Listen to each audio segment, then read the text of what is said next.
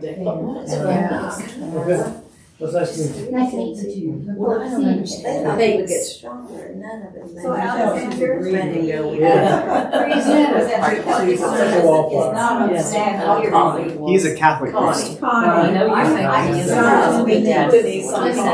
So, yeah, so He he, is the son of They a were reason. I think they're still They have a reason. discussing. That's good to know. Care for their dad. Who does? That's right. Gonna be the son. And I have learned Used to be that Joe used to Right, Joe knew that. and so he's gonna be, his dad was his mother was the one who got married. And I would have nothing to do with I'm not- so he it. hasn't- Visit once, and that I would not take phone calls from her or anything. I think they're still discussing that. Yeah, so he is now, And I like, had to he talk him into was going to received like his membership, but they're But figuring there's out a what history that's with like for drugs us, and his wife. like orders to transfer. I'm not- I just heard them talking, we were in staff talking about. Heart, not This is heart. happening. She's got a good heart. I mean, With having someone- heart. Yeah, The reason I said that, sure, it's easy. That's right. I work at You can't keep doing We that. had physical Fix food. heart. You say, We didn't take it.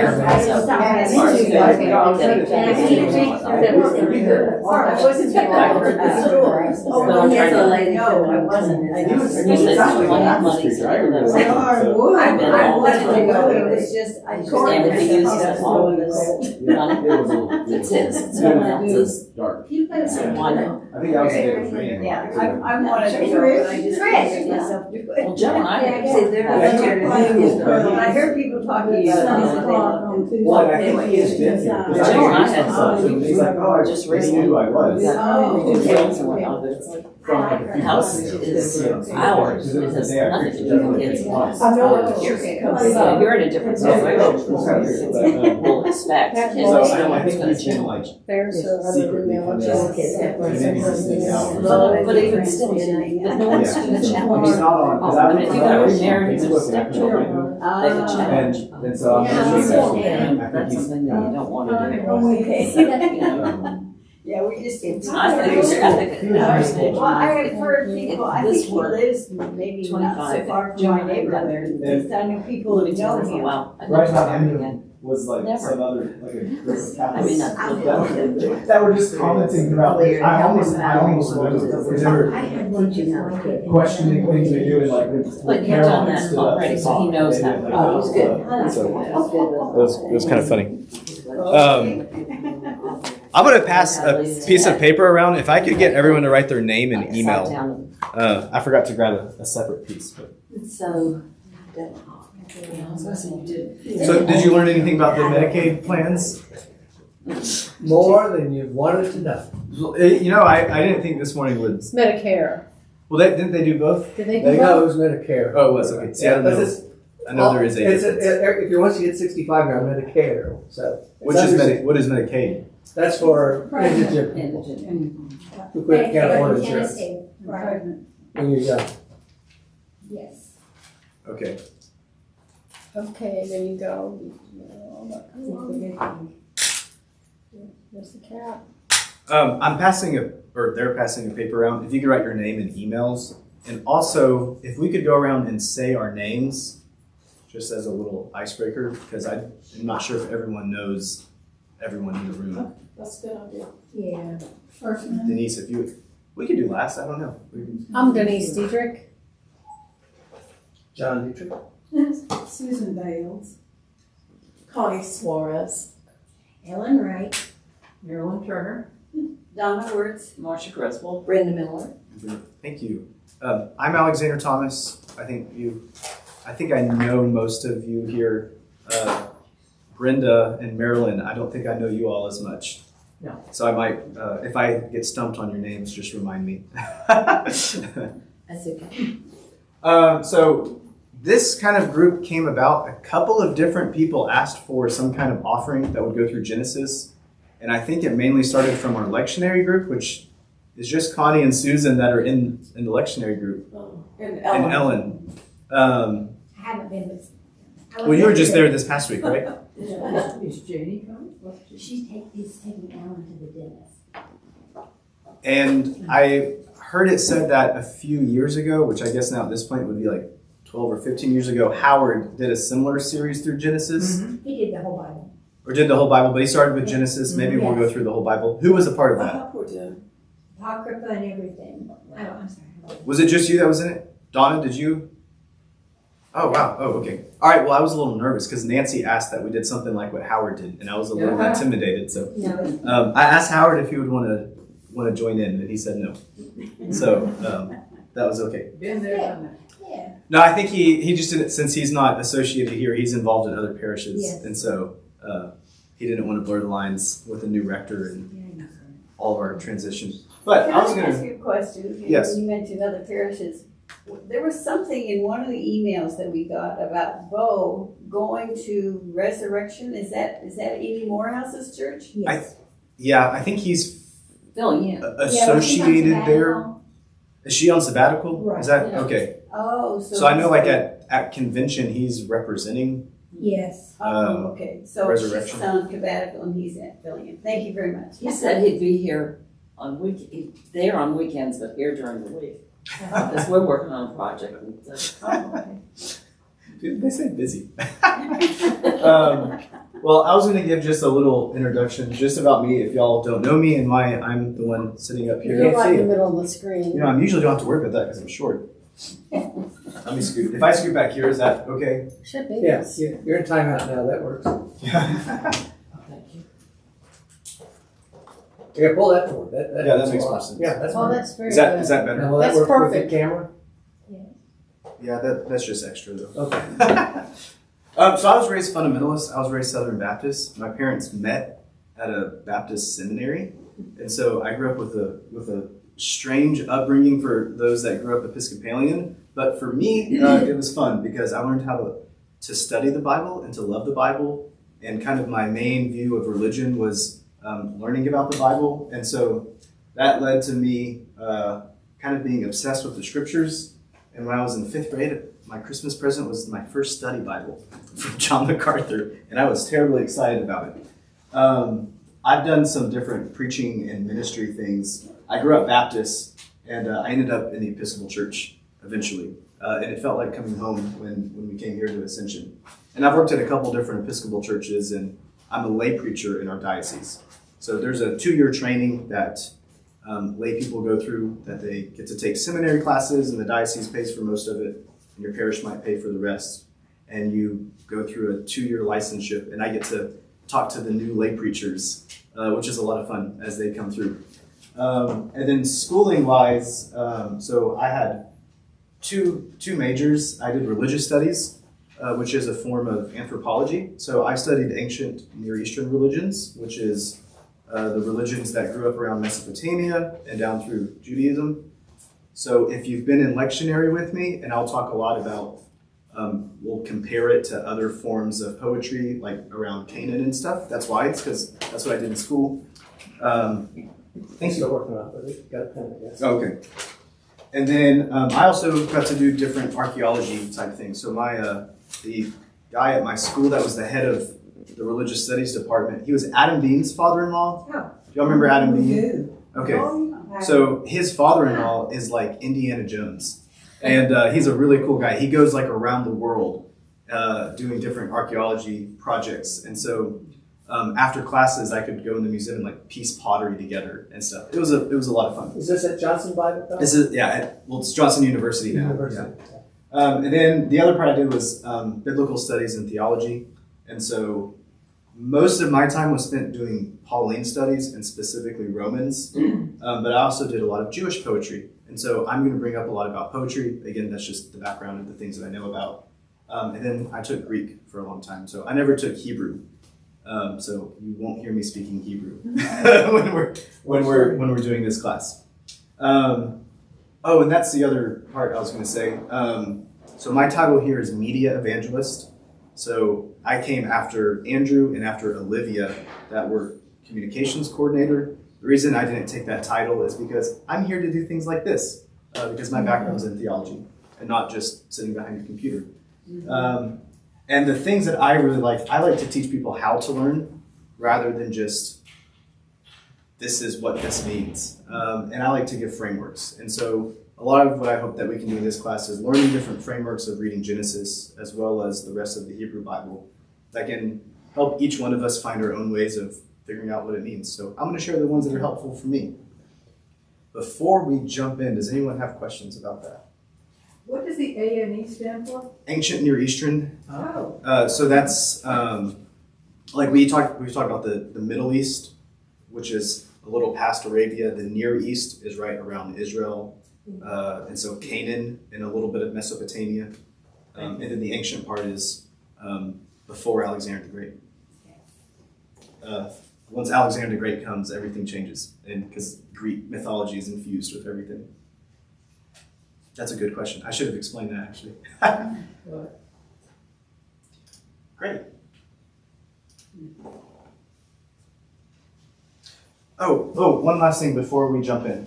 So kind of my hope for today is this will be an introduction to what we're going to do in this class, as well as to Genesis, and then a framework we're going to use for studying Genesis. It might take us 2 weeks, and if it does, that's completely okay.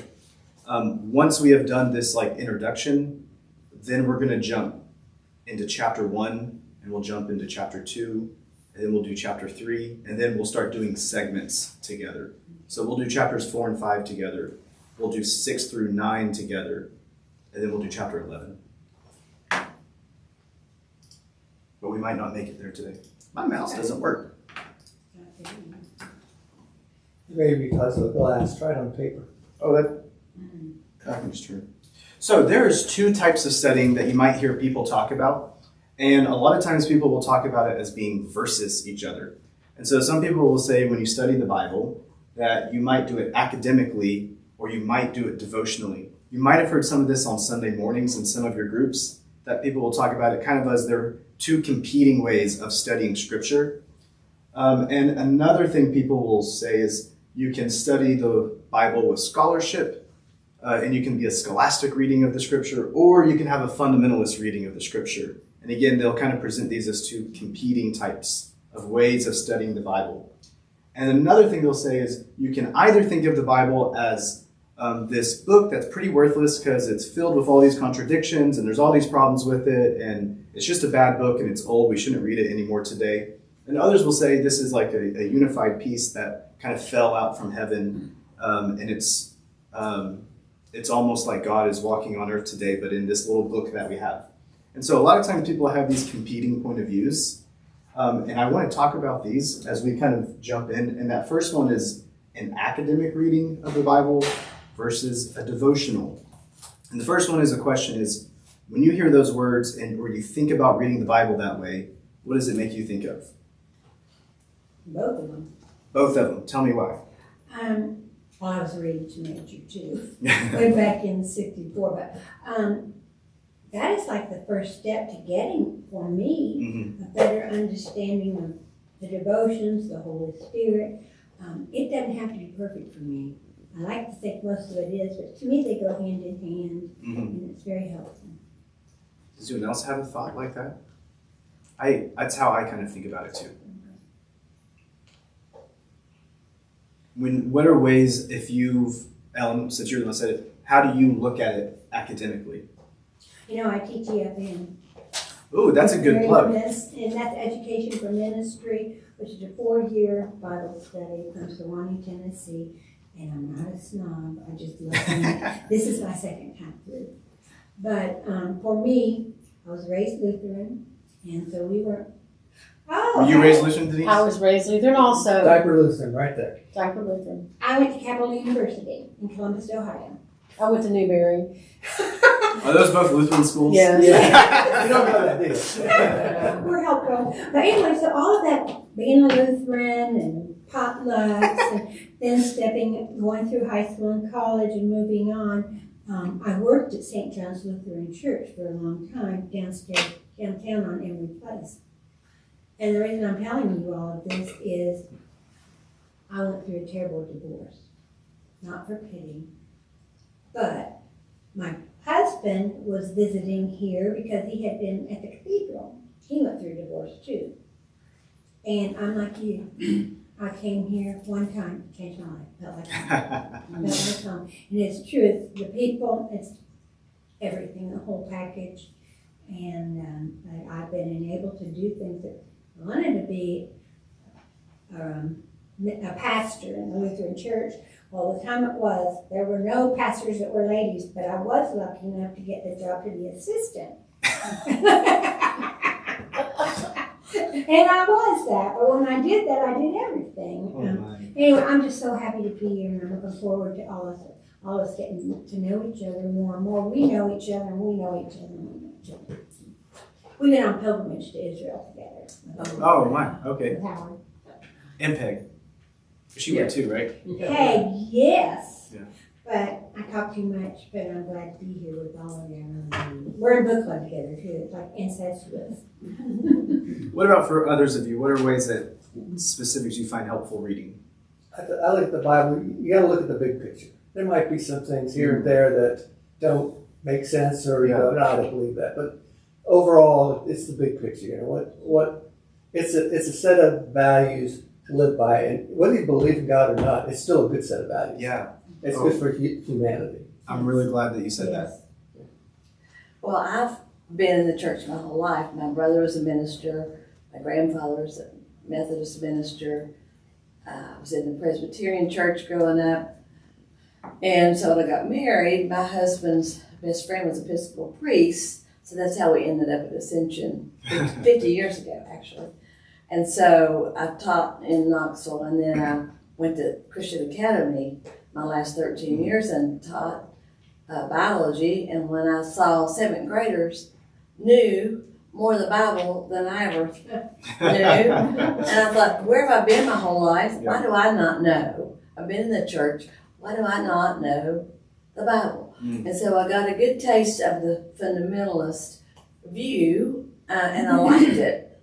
And so I decided when I retire, which I did 6 years ago, I'm going to figure it out for myself. So I have been in BSF.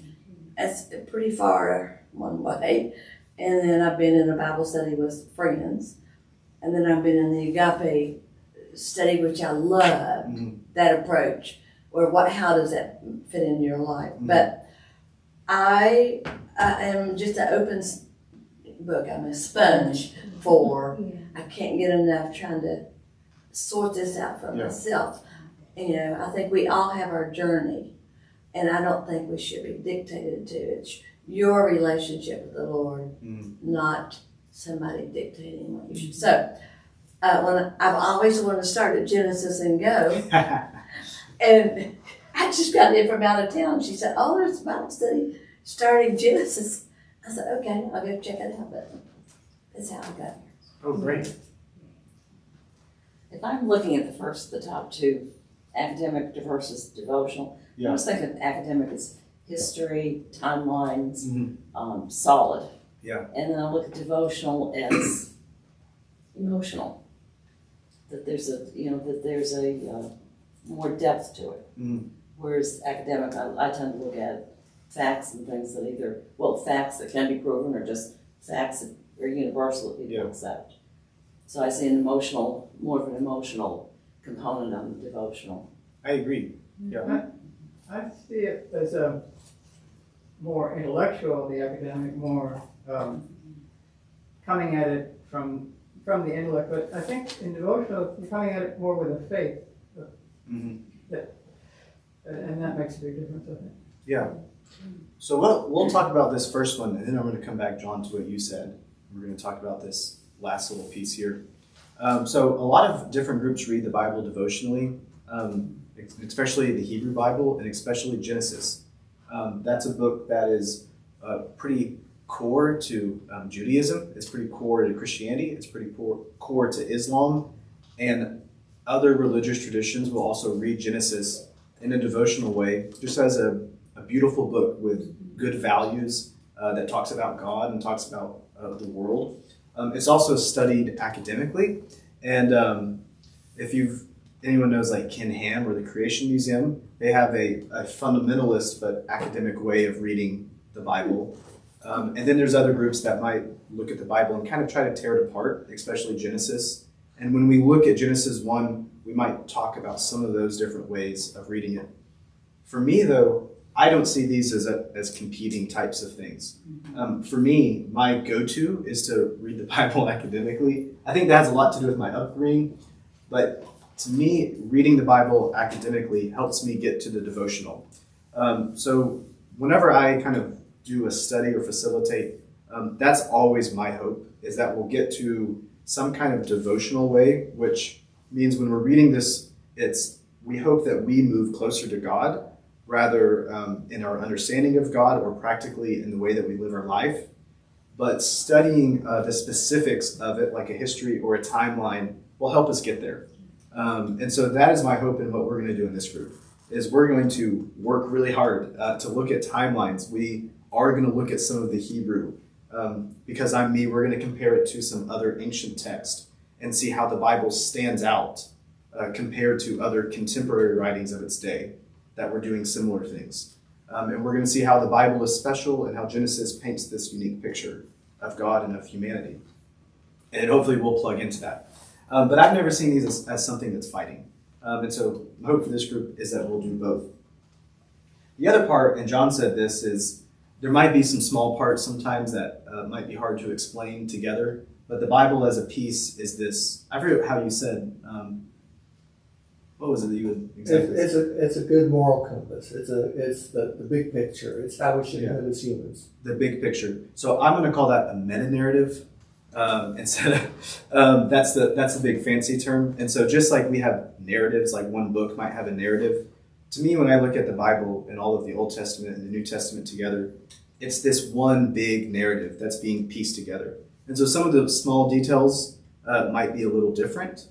And that's going to look like, even when we look at Genesis, sometimes there's multiple authors, or there's one author that's pulling from multiple sources, and you might get some different opinions or different ideas, but these are all intentionally pieced together in the book that we have. It's like in contracts, if you ever look, there's a severity clause saying if any one piece of this contract is invalid for any reason, the rest is still good. You can say the same thing there. Hey, when my old lease said something like that. Are you I'm not lawyer? attorney. No. Oh, okay.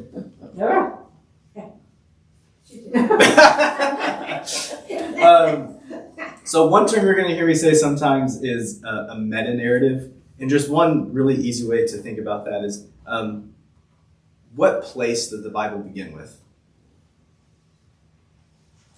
Beginning of the universe. Or what place, though? Oh, Eden. It begins with this Garden of Eden. And where does the Bible end? Patmos. Well, it's written in Patmos, but it talks about, again, this Eden that's restored in the world.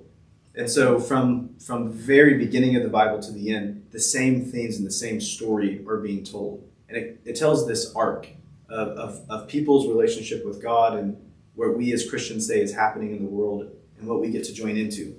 And so I don't see it as a big fight. I think it all goes together. And so we're going to, as we look at details, and we're going to pull out when there's multiple authors and sometimes multiple sources and different opinions, but it's all connected in this meta-narrative. All right. I have a favorite story of the Bible that I want to share with you.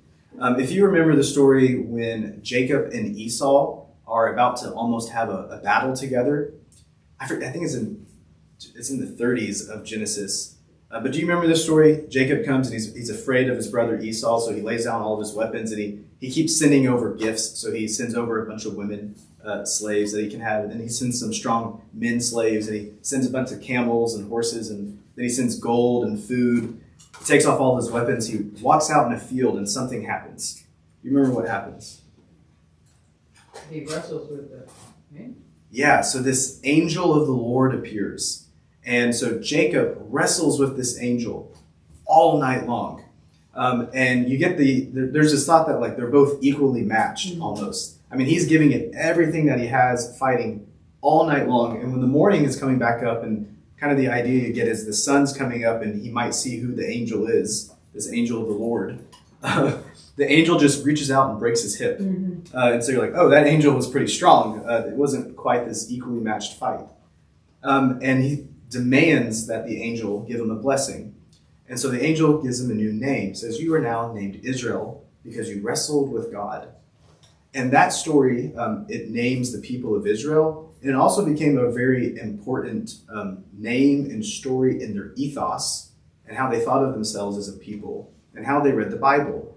And that's because for us, when we encounter God, we are the people that get to wrestle with God. And when we read scriptures, my encouragement for you, and this is the way I do it, is don't be afraid to wrestle with the text. Which means sometimes it's really hard to wrestle. It's okay. Sometimes you might get hurt. You might break your hip. But the beautiful thing is when we really delve into scriptures, we wrestle with it, just like Jacob or Israel, we come out being blessed. We come out as a new people and this new understanding of God and kind of the new, for me at least, this new fervor of life and this new mission. That story for me, it shapes the way I think of scripture. It does for the people of Israel, and it shapes the way that they organize their scriptures as well. Has anyone ever heard the word Torah before? Yeah. Yeah. What does Torah mean? First 5 books of the Bible. That's the Pentateuch. That's Not the, the same. So yeah, Pentateuch is first 5 books. They're the same thing, but the word Torah means something. Isn't that a scroll? Torah, what does that mean? No, that one's Ketuvim. Or Nehevim, sorry. Wait. It's one of those. I just read this the other day and I don't remember. Obviously, I don't either. Denise, did the Lutheran churches tell you what Torah meant? Not that I remember. If they did, we forgot. Yeah, Oh, that's no. what she Just said. slept. Okay, so I didn't Law. sleep. The law? law. There we go. Okay. Oh, So Torah is the word. Lucky. yeah. When Moses comes down from the mountain, he was given the Torah of he comes down with the Torah of Moses, and our Bibles translate it as law. So that's what we call the first 5 books. There's other ways that might be better of translating Torah, instruction or words. And so it's when we think of law, we kind of think of this very legalistic hammer almost of a rule code that you have to follow. For Jews, the first 5 books or the Torah are a little more than that. They're the words or the instruction of life. And that kind of makes the core way that they read the Bible. It's the heart. For us as Episcopalians, it's like the Gospels. That makes up the core of what we have. And the books in the Torah is Genesis, Exodus, Leviticus, Numbers, and Deuteronomy. And you can almost think of it as like this beginning circle inside the Tanakh, which is the word for the Hebrew Bible. It's the core. It's like the heartbeat inside of it. But then there's this extra kind of layer that goes around it. And that is the Nehevim, which is the prophets. And what's cool about the prophets, you can almost think about them as they're like the Torah is given, these words, the instructions of how you follow God. And the prophets, then, they're the next ones right after Moses, so like Joshua and Judges. They're the ones that kind of wrestled with the Torah, and we begin to see this way of life with God unfold. Sometimes it doesn't look too pretty. You get mistakes that people make, but they're wrestling with the scriptures. And we see this new kind of people begin to develop. And then the layer that goes around that is the Nehevim, the Keshuvim, which is the writings. And that's, Marilyn, was that you that said scroll? Marsha. Marsha, oh man, that was Marilyn. Okay. You should know me from last night. Yeah, I know. You said scroll, correct? Yes. So this is the word that means scroll. I know. Hi. Do you care if I close the door? You can, well, is Or not? let's ask everyone in the room, would y'all rather keep the door open, I don't Or care. close. That's just what we did when Howard was here. closed? Is that okay? Yeah, okay. I'm just, if people might want more airflow or something, we can keep it Oh. open. Well, we just did it because of noise back in the day. Does anyone have objections to closing the door? It might be good to leave it open for this session because there may be people who are just We coming could, late. maybe Yeah. we could leave it cracked a little bit. Yeah. Okay. Hey, Ellen, could you crack it? I mean, I don't mind either way. If I can get through there. Can you get there? I can get through. Wow, we're actually doing really good on time. Are we? Yeah, we are. We might finish through actually the introduction. Is there no air in here with them? There's a blower here, but it's Oh. only heat. Noise. And it's loud too. But this last one is the writings, and that kind of shapes the rest of the Tanakh. And that's commentary on the commentary of the Torah. But what's really cool for Jews today is is their kind of scripture doesn't end there. Just like many of us have study Bibles, we have commentary that's on the Bible, and when we read the Bible, we read it all together. They do that too. So they have the Talmud and they have the Midrash, which is made up of these different books. And it's fun as you'll have rabbis or scholars that are commenting on the comments on the comments on the Torah. And then you'll have another rabbi commenting on his comments. And it's all these like series of people wrestling with each other. And then what's fun is as they get into smaller denominations, then they're kind of like their local pastor might make a comment on that comment, on that comment, on this comment, on this comment, like it was on the Torah. But it all comes back to the Torah, which is the heart of the scriptures. Again, for us, it's like having the Gospels. Okay, for the Jewish Bible, are those the only books in the Jewish Bible? So the Jewish Bible is the same as our Old Testament. It's arranged a little differently. Okay, so there are other books that you haven't got listed. They're commentary. Okay. Yeah. I have a chart that it's not here yet. I think it might be here next week. That's a very large chart that has some of those. So there's like the 66 or something like that. well for them it's the same books. 66 is what we have in our Old and New Testament. Okay. So for Jews, like Samuel is one scroll, but it's on two because it was so big. So there's First and Second Samuel. But same with Kings and with Chronicles, which is somewhere. Oh, it's over there. So you're saying when it's First Samuel, it's because it was on one scroll, and Second Samuel, that's where the numbers come from? Yeah. Oh. So it's just Samuel, but we couldn't fit it because our scrolls weren't big enough. And then the 12 was one scroll. That was what we call the minor prophets. But they're all small, so they fit on one scroll. So it's just the 12. Although they are arranged a little differently than we have them in our Bibles. The only other thing that might be different in the Jewish Bible is Daniel isn't a prophet, and it's not considered like prophetic. It's a writing. It's poetry, just like you would have the Psalms or the Proverbs. Everything else is the same though. It's all the same books, except they use a different What was, manuscript. I don't understand the 12. It's the minor prophets: Amos, Zechariah, all those other ones. Ezra, or not Ezra, Okay. yeah, what we call the minor prophets. So when we're reading things though, we're right here in the Torah, and we're going to be right here in Genesis. Does anyone have another question about this before we move away? That's very helpful. I didn't know any of that. Yeah, and I bought two charts that they're not here yet. So I'm really nerdy, and I just have a wall of charts at home, and I'm only allowed to have two on the wall, but I change them out every few months. So I have like a series of cases. I'll roll them back up, and I'll change them out for how I feel. And I also really like visuals, so I might have a PowerPoint for us each week. Which if you're in the lectionary group, you know, I'll usually bring an icon or a different piece of art that we'll look at. But the part this really just connects with me is don't be afraid to wrestle with what we have. So if you see a question that you might feel uncomfortable or afraid to ask it. That's what we're here to do. Reading that story of Jacob, I remember thinking all the things he did to give Esau, to try to placate him and make sure he wasn't going to kill him, were really a lack of faith. He was not believing in God at that point. And the wrestling was his coming to grips with his faith. Mm-hmm. Yeah, this story has more layers than just them wrestling. Yeah.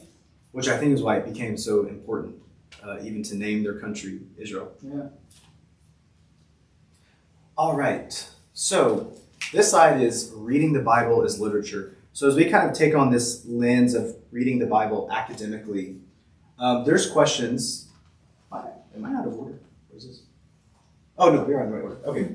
So if you remember way back in school when you took an English class, and did you ever read To Kill a Mockingbird? Okay. We're old. Y'all did read it? We're old. So I read To Kill a Mockingbird, and I thought it was a real story. Until we had a test on it at like the end of the year, and I got it wrong. And I thought it was whoever the main character is. I don't even remember now.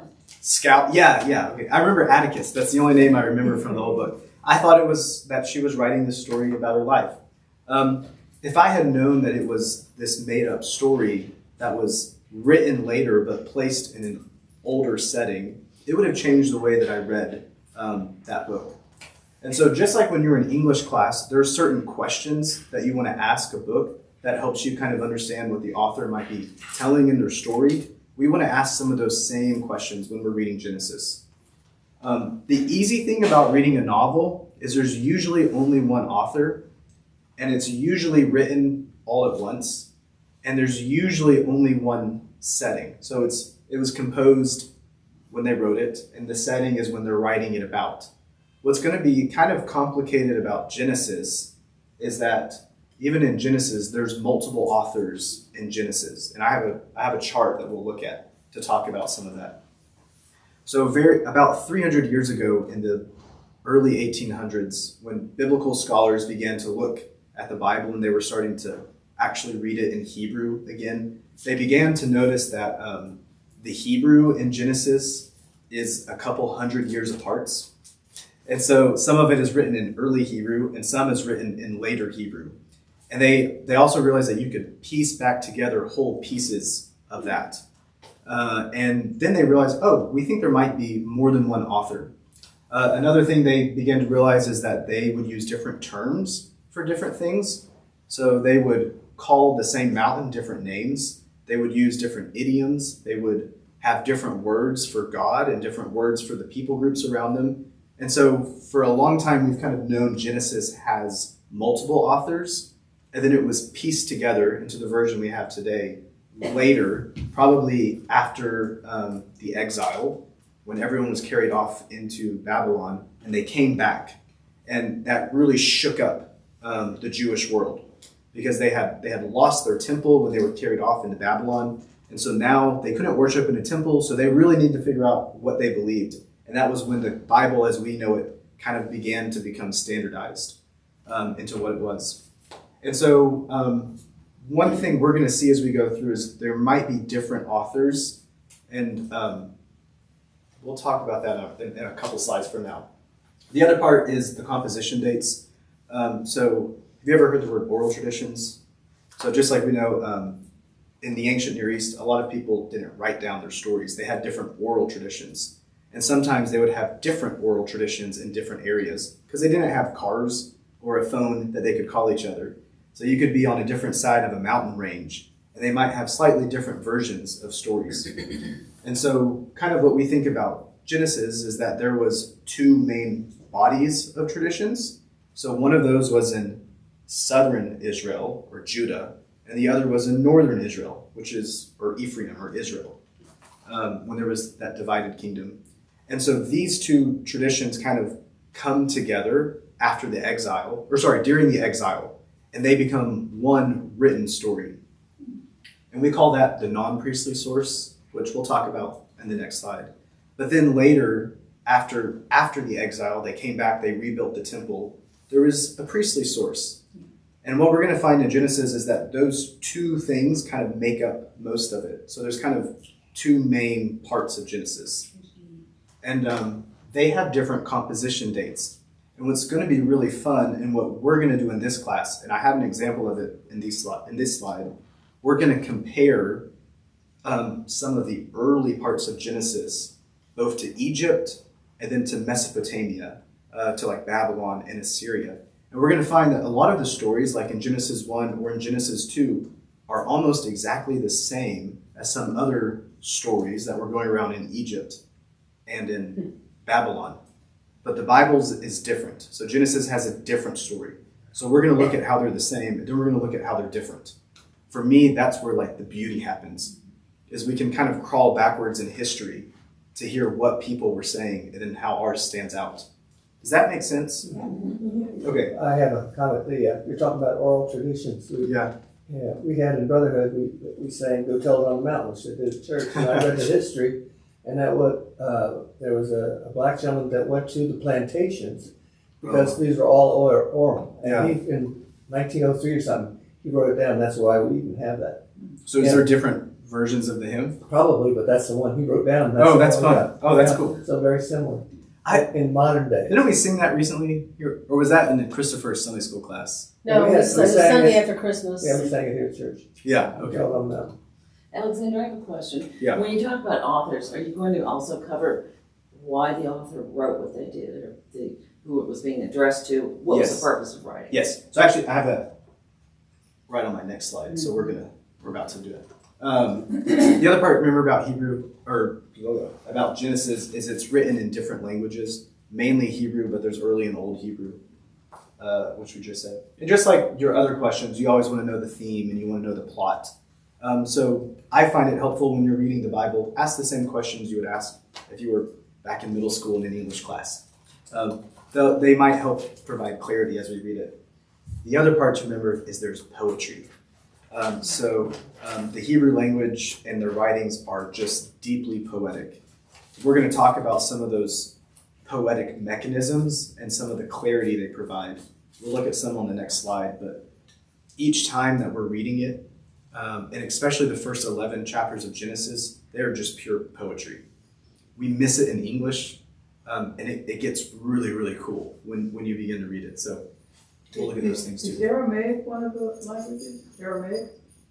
Aramaic is really late, so after that's after the Bible would have been compiled, or the Jewish Bible. So Jesus speaks Aramaic in the New Testament, but it's a trading language, so it wasn't as deep as Hebrew would be. Hebrew was a more localized language, so you would have more specifics in Hebrew. Aramaic was broad, but it was very similar to Hebrew. It was another Semitic language, but they're very close. There's actually some stories when they're coming back from exile, where some of them are speaking Aramaic and some are Hebrew, and they think they have funny accents, but then they realize they can't actually understand them. Almost like Portuguese and Spanish. Yes. That is really, really close, but you listen close and you go, oh, I'm not actually sure what you're saying. So we're going to do some things. Sometimes in this class, we're going to put our scholar hats on. And as we wear our scholar hats, there's some different words or ideas that I've always found are good to know. One of those is geography. Does anyone's Bibles have maps in them? All right, so if you have maps, you're going to be everyone's favorite person because everyone's going to want to look at your Bible. I've got great maps. Does yours have good maps? Are yours have color? I've got the Exodus. We can pass it around. You want to do that? I got a bunch of good maps. I do too. So United Monarchy. Yeah, me too. for some of ours, I might print us out some big maps, or at least have it up on our PowerPoint. But the main map you need to know is this one as we start reading through Genesis. Here's Israel in the middle, and there's two world powers. There's Egypt, so there's the Nile kind of civilization, and then there's this Mesopotamian civilization. And Israel is right smack dab in the middle. And so it was kind of this trading route. They were never wealthy. They were never that powerful, kind of on a global scale. But they were on a highway. And kind of like how Knoxville, we've got two big interstates passing right through us. That's kind of what you get here because they're right by the Mediterranean. So if you want to go to Persia, you have to go through Israel. If you want to go up to Babylon, you have to go through Israel. If you want to go to Assyria, you got to go through Israel. If you want to go down to Egypt, you got to go through Israel. If you want to cross over the Red Sea, you might touch parts of Israel. So it becomes this kind of trading hub of ideas and of people, which is part of what made Judaism kind of a popular religion, is it got spread everywhere. But where that's going to pop up for us is that the northern kingdom or the northern region of Israel has an Egyptian influence. I know that sounds backwards, but that's just how it worked out politically. And so when we're going to read parts that kind of come from northern Israel, they're interacting with Egypt. Egypt partnered, if you'll remember, like in Kings or Chronicles, they kind of partnered with the kings up here. Southern Israel or Judah, they had more of a Babylonian and Assyrian, so this Mesopotamian influence. And the biggest part is as Israel's history gets later and later, Mesopotamia kind of becomes a bigger deal. And then there's going to be this Persian influence that kind of comes down. So when I talked about those non-priestly oral traditions, part of those are going to be fighting between Mesopotamia and Egypt. And then this priestly source, it's going to be very Babylonian and Persian that kind of comes on. So this is not a very detailed map, but when we start out, this is the parts to keep in mind. They're right in the crossroads of two big civilizations. And everyone is telling a narrative about the world. They're telling something about their god or gods. And Israel is fighting with these two guys, as well as the other areas in Canaan. And so that's who they're like. You could almost think of Genesis as being an apologetic work. And so they're trying to flip these other ideas upside down and say, no, our God's different, and this is why. And they'll tell a similar story but make something different. Does that make sense? Mm-hmm. Any questions on the map? That's helpful. Yeah, I find this one is, I get a little confused with big maps, so I like this one. The other part I wanted to bring up when we wear our scholar hats, some of your commentaries, you might see these letters pop up, EJPD. Ellen, you shaking your hand. How? I had to underline. The first time I took EFM, I had to underline each thing in Genesis and put it to the correct letter. That was so hard. And it was like people surmise it's a priestly or Elohist. It was just, it was crazy. I didn't do it very So I'm going to ask you all. So my next 3 points are looking at this. I'm going to try to summarize 300 years of biblical scholarship that we can do in 3 slides, but that's only if you want to, and that's coming when it talks about the different sources in Genesis. Does that sound interesting to you, or is that kind of getting away from what we might want to look at? Sounds good to me. Yeah. Okay, you guys are strange people. So, as I said, about in the early 1800s, when kind of biblical scholarship began to take off, in particular in Germany, people began to realize that there was these different layers that kind of happened throughout Scripture. We're only going to be looking at Genesis, so we can ignore this D, which is the Deuteronomist source. And even though these kind of idea of layers has evolved over 300 years, anytime that you begin any kind of academic work of Genesis, by the way, I'll send you this PowerPoint if you want. Yes. Cool. Yeah. Thank you. So, and I will do that each week. I will share the PowerPoint. Good. There's these different layers that they find. What they originally call those is there's the Yahweh source, which we call J, because that's how it works in German. There's the Elohi source, which is E. There's that one that we're going to ignore. And then there's the P, or the priestly source. I have a book I'm going to recommend that goes in color codes. So you can read Genesis and it's all different colors according to this. This is called the documentary hypothesis. Wikipedia has enough information that you could read about and kind of get more details on it. Did I skip it? Oh, I didn't put that one in. I guess I decided not to do that because it was too complicated. Oh, I'm going the wrong way. Here. Don't look ahead. Yeah. Okay. I guess I decided not to put the other one in. As time has gone on, we've kind of changed the way that we think about these things. And we've realized that it's a little more complicated than just having 4 kind of slices that get pieced together into the final version that we have today. And so a new way of thinking about it that is a lot more simple is this one that is just thinking about the Bible in origin stories, which is kind of the perspective that I take with reading Genesis and other books. So essentially that goes is, remember you had the southern and you had the northern kingdoms of Israel. And as they had oral traditions, there became 2 main origin stories, kind of like a superhero has an origin story that really shaped their identity as a people. One of those is Abraham and the 3 patriarchs, so his other sons. And the other is the story of Moses. And those have different influences, but these were different oral traditions that were written. And those get compiled into a source that we're just going to call the non-priestly source as we read through Genesis. The other one is this priestly source. And that's that one that was written later. And so Genesis is going to shuffle between these 2 different sources, this priestly source and a non-priestly source. On the next page, I have some examples of it if you want to write down references of where it's really clear.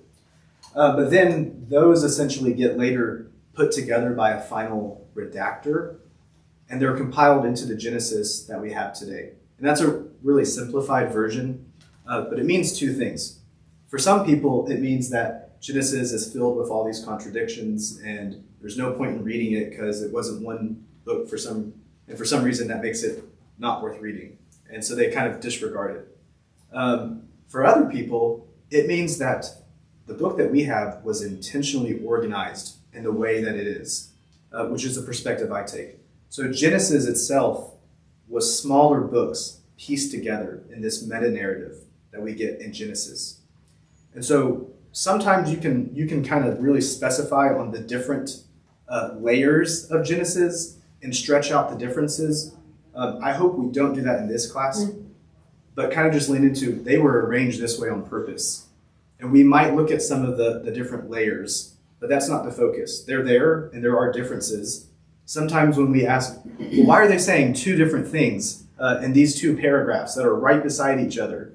It's like, oh, well, these are from our two different sources. It's the priestly and non-priestly, but they're put together on purpose for our meta-narrative. It is good to know about, though. Does anyone have questions on this part? Could you be a little more specific about the redactor definition? Yeah, so the redactor is like this final editor Okay. that took it all and put it together.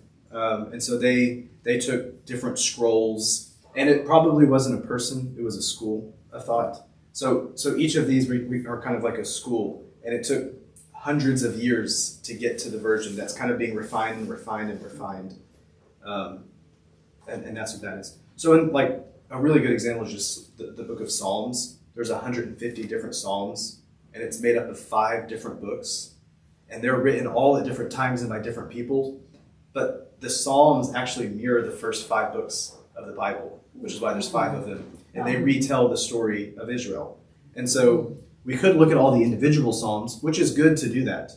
But also when I realized that this is also one complete book, it tells this other story on a broader level. That's I think a good comparison to that.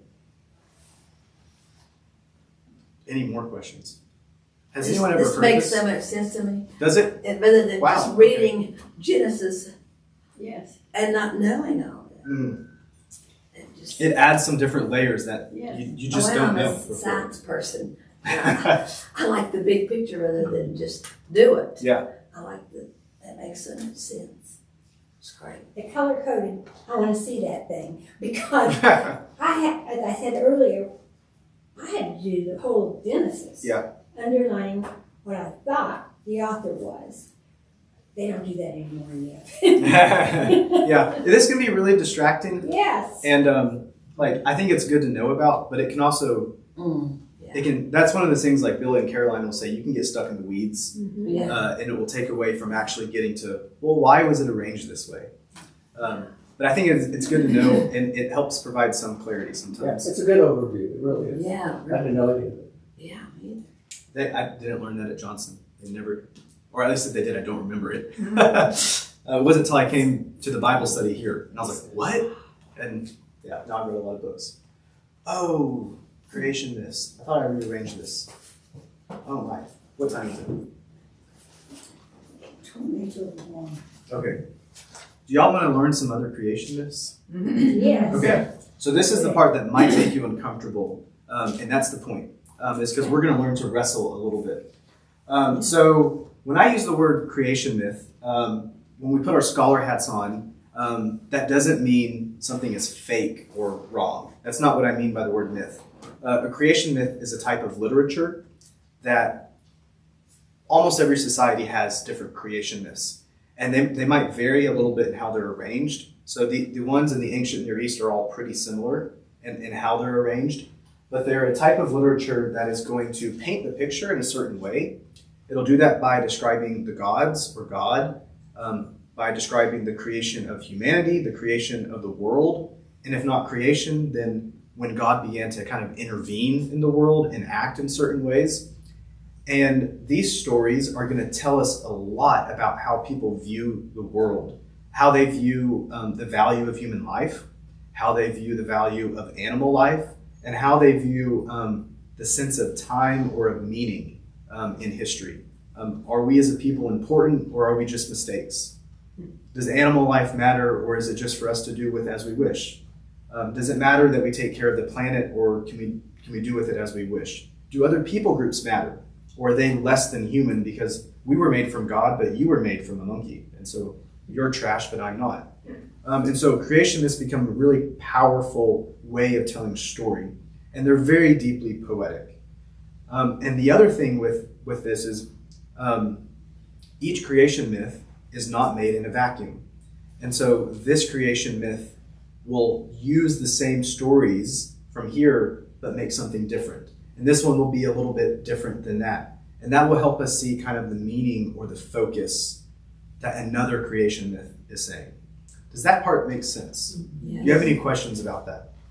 Well, I think sometimes it's the way people put down Christianity, is to say, oh, well, that was, this religion had a virgin birth too. And so Yes. it's nice to know what's different, how it comes out to be different. Yeah.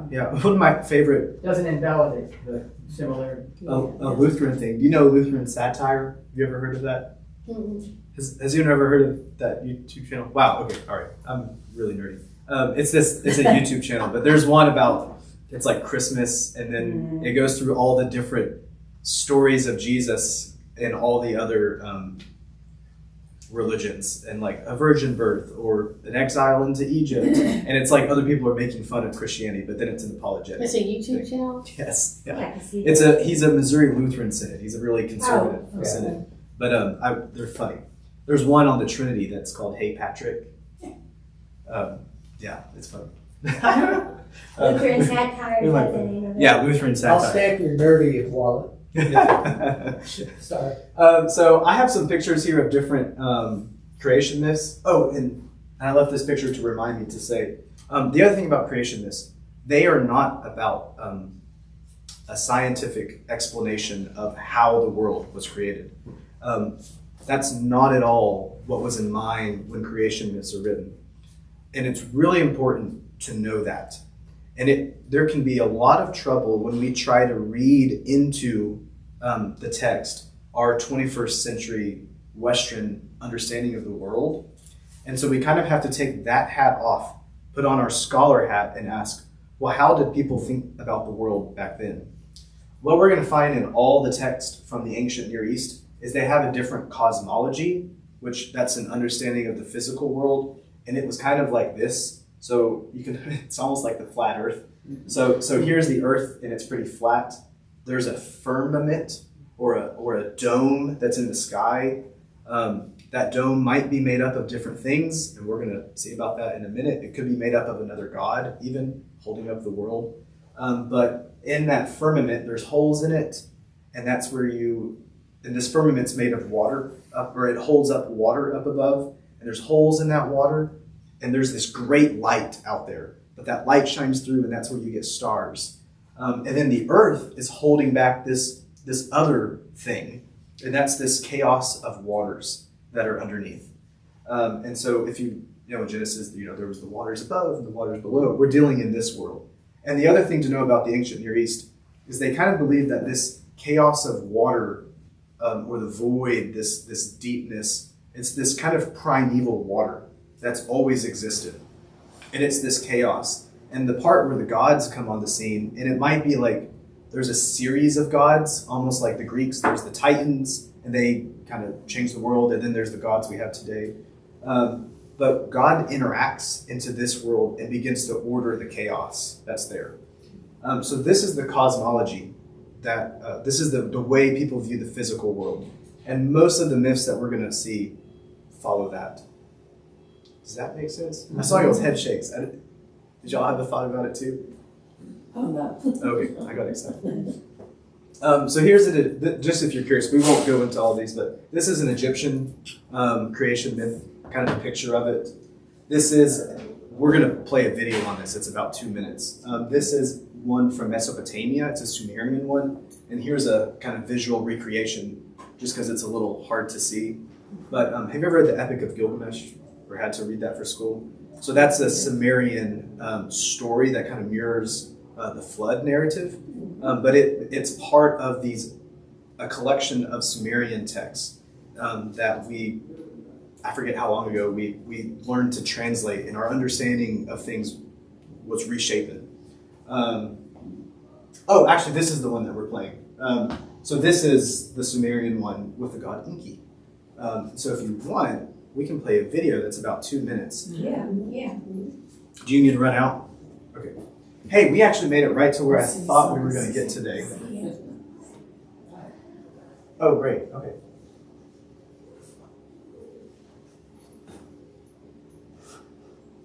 Can you imagine using the mouse with your back to the screen? Yeah, that was confusing for a second. I didn't know what was happening. So I found this on YouTube, and this is a low quality video,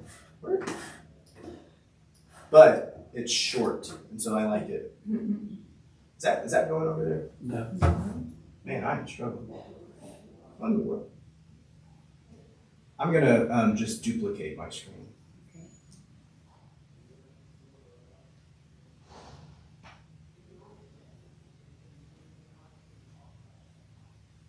There we go. So this is just going to be a short little video explanation. Let me make sure the sound goes to the TV. There we go.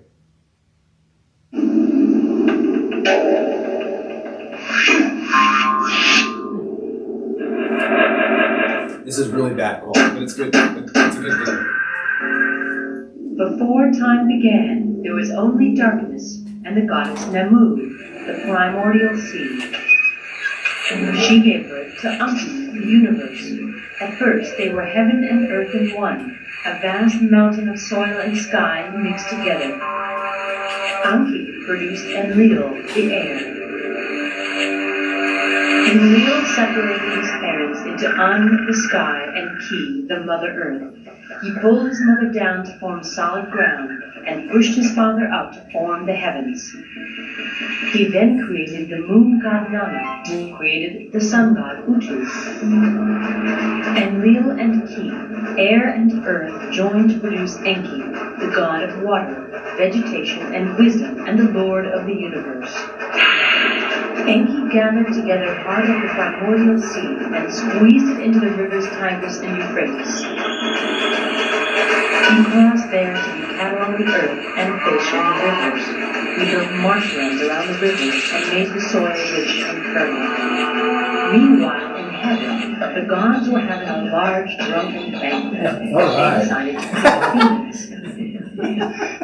The first race was made of clay and weak in body and mind. At the time, everyone was too drunk to see how poorly they were doing. The humans descended to live on Enki's earth. Before long, it became clear that this race had too many problems to survive and be a credit to the gods who created them. The gods decided to destroy them all in a great flood. Only 2 people were worthy enough to survive, a man named Ziusudra and his wife. Enki came to them with instructions. They were to build a wooden ark and hide there until the floodwaters subsided. The gods redirected the Tigris and Euphrates and caused a violent flood, washing all the humans to their deaths. The storms raged day and night until there was no dry land. Ziusudra and his wife were safe in the wooden ark. They wept at the loss of them. Finally, the rivers shrank back, and the land around them re-emerged. Ziusudra and his wife began a new generation of men and women and set up their villages on the shores of the Tigris and Euphrates That's rivers. Babylon. All right. Tell me what you thought about that video. How does it make you feel? I thought you could see the Noah reference there with the flooding Yes. and the ark. I mean, the ark, that specific thing. Yeah. I thought that was fascinating. I like the first people were no good. Yes, yeah. The gods were drunk. I like that part a lot. It made flawed people. If you remember what we said about creationists, they tell you about the world and the value of human life. In this story, what were humans? Like, were they very good? No. No, they're No. weak. They were weak. Except for 2. They Yeah, needed to be well, except for- yeah. reconfigured. Reboot. Which was written first? This. Well, say the version of Genesis that we have today is later. Okay. So it could be, well, Genesis 1 is written pretty late. I'm thinking. So Genesis 2 is an earlier thing. But the oral tradition could have been before. Probably not Genesis 1, but this was written first. So Andrew, have you, or Alexander, have you studied comparative religions around all of the world? I mean, like South America and China? No, I do have, I found a really good article though talking about some other ones. So what I studied was ancient Near Eastern religion. So I had a class that we looked at Mesopotamian religions, in particular, like the Incas and the Aztecs. But that wasn't where I spent my I'm time. just wondering if they had similar creation stories, So or if these their are- creation stories were different than this. Different. These are all really stories. So, all very similar. So Genesis 2 is very close to Egyptian ones. Genesis 1 is very close to these Mesopotamian ones. Uh-huh. What else stood out to you though in the story about Enki? Why was he made the big cheese? He's cool, I guess. Water? I mean, more than important than earth and heavens and.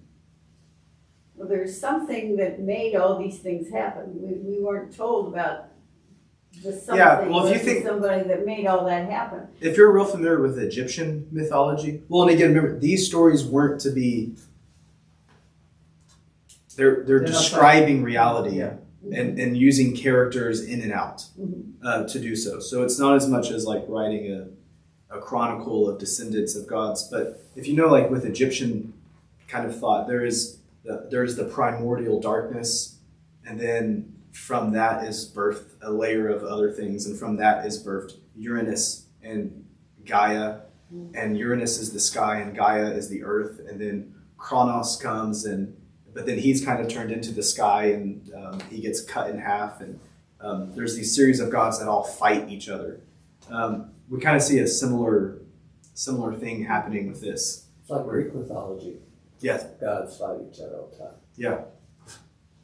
What did any other parts stand out? Did it sound familiar to you? What things sounded familiar? The ark story. Yeah, that one's weird. To me though, it's like Adam and Eve are on the ark. Is what it sounds like. Well, the creation of the bird, the animals and that type of stuff. Mhm. They did kind of group all that together. They weren't on the ark, Who was it? the animals. No. And this animals don't really matter now. Yeah. Well, and this is a shortened version of. Did it make you uncomfortable hearing this play? Yes. I'm not sure why, but it did make me feel uncomfortable. Maybe because there was no backstory as to why were these people destroyed. Well, so that brings up a good point. In this story, humanity was wiped out because they were inferior and needed to start over, and it just so happened some of them were good enough. There's almost a different perspective in Genesis 6 with Noah. So it's the same idea, we're kind of starting over, but there's this hopefulness that humanity can be something different. And humans weren't just the mistake, they were made in the image of God.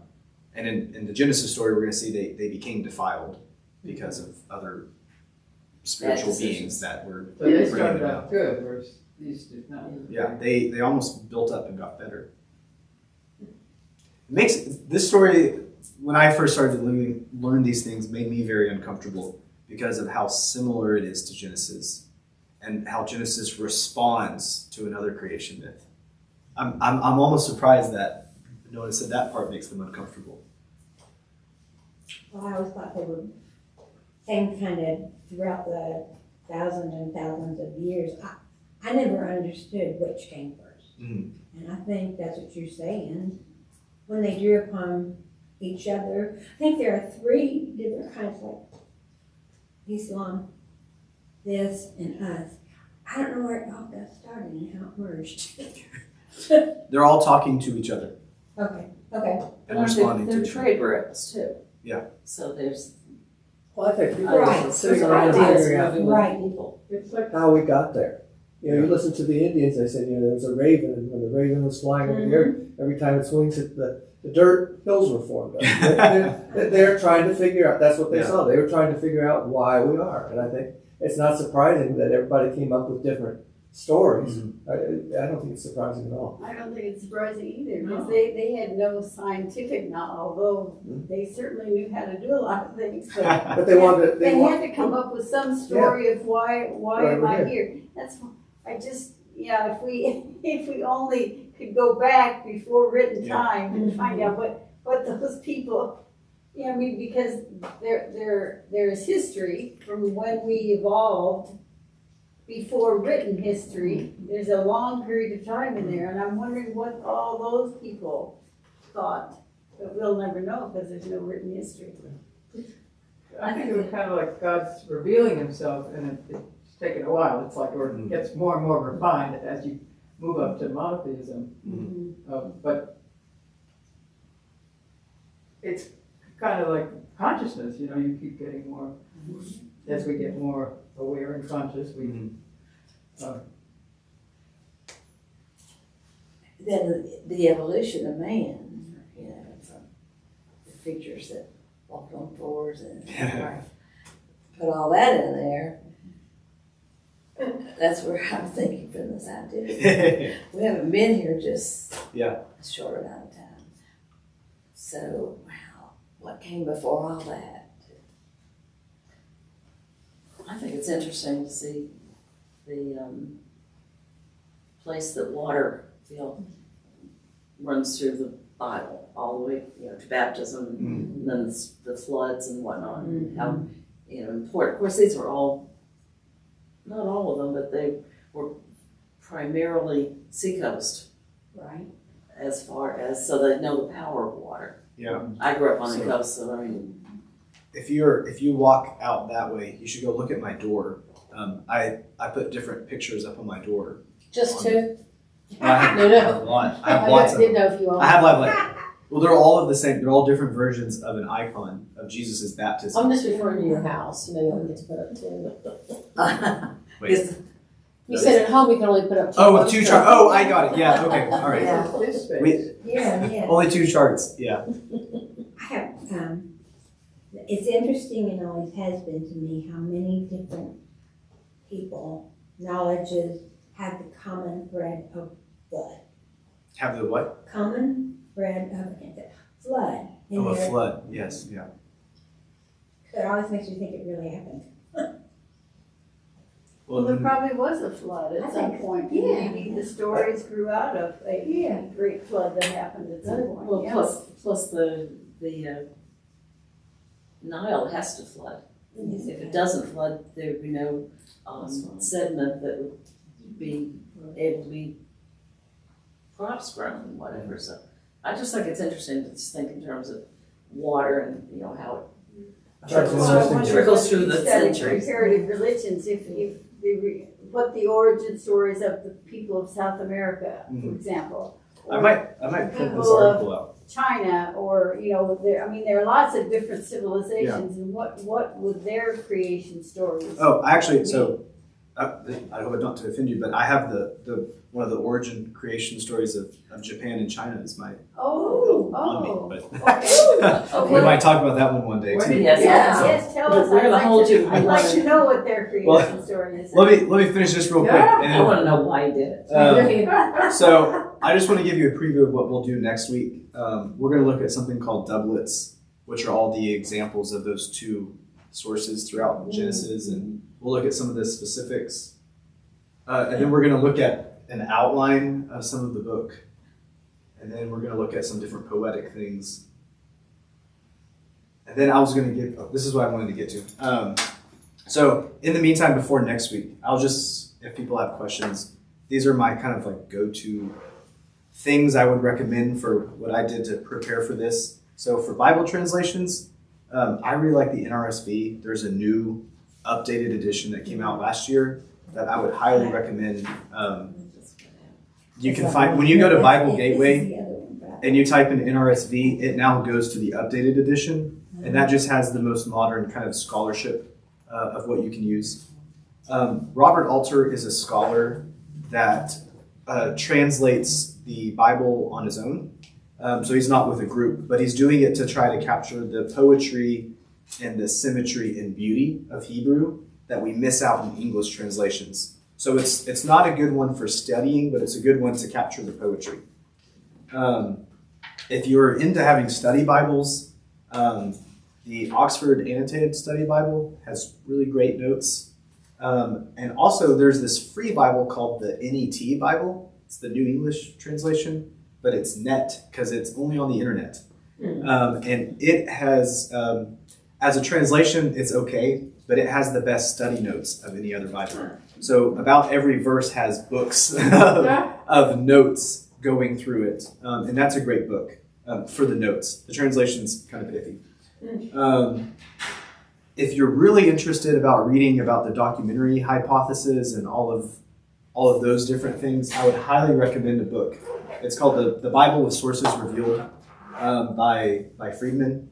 So it's on Kindle. It's not very expensive. I have it on my Kindle, which I'm happy to share with someone. I can't figure out how to print from it. I was trying to figure it out. But it goes through and gives his explanation of the documentary hypothesis as it is today. It'll be a lot more complicated than the version we looked at, but then it goes through and color coats it. And for his, there's like 10 different sources, because there is like the first version of the E source, the second version of it, the E source combined with the J, or the J source, and then there's the E and the J and the editor all together. So it gets really complicated. And then the other one, if you're really more into like that meta-narrative of Scripture, so looking at it as a piece, like this one kind of splits it apart. If you want to look at it as a whole, the Bible Project is great. So I have these charts, which we'll look at next week as we go through our outline, and they have animated videos as well, and they have podcasts, which is a great source. But those are the ones I really like. So this one says the New Oxford Annotated Bible, and then it says Revised Standard Version. So is it a combination of those two? So for what you have it's the NRSV. It's the New Oxford Annotated Bible first with the Apocrypha. Then it says Revised Standard Version. So RSV. Oh, so that's the RSV. So the RSV is I think it came out like about in the 50s or so, and that's the standard. It's an updated version from the American Standard, which is updated from the King James. But how does it connect to the Oxford?